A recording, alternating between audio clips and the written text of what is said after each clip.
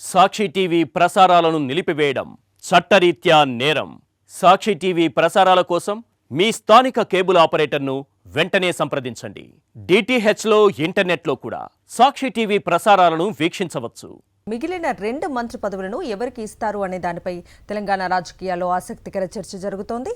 మంత్రి పదవి ఆశిస్తున్న నేతల్లో పలువురిని సైలెంట్గా సైట్ చేస్తున్నారనే టాక్ వినిపిస్తోంది. త్వరలోనే పూర్తి స్థాయి కేబినెట్ విస్తరణ ఉంటుందని సమాచారం. కొంతమంది సిట్టింగ్ మంత్రులకు స్థాన చలనం తప్పదని అంటున్నారు.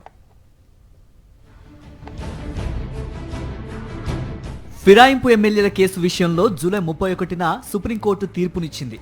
3 నెలల్లో నిర్ణయం తీసుకోవాలని ఆదేశించింది. శుక్రవారం నాటికి 3 నెలల గడువు ముగిసింది. ఈ 3 నెలల్లో ఫిరాయింపు ఆరోపణలు ఎదుర్కొంటోన్న 4 ఎమ్మెల్యేలను, వారిపై ఫిర్యాదులు చేసిన నేతలను విచారించారు స్పీకర్ గడ్డం ప్రసాద్. ఫిరాయింపు ఆరోపణలు ఎదుర్కొంటోన్న మరో 6 ఎమ్మెల్యేలను విచారణ చేయాల్సి ఉన్న నేపథ్యంలో మరికొంత సమయం కావాలని సుప్రీంకోర్టును తెలంగాణ అసెంబ్లీ స్పీకర్ కోరినట్లు సమాచారం.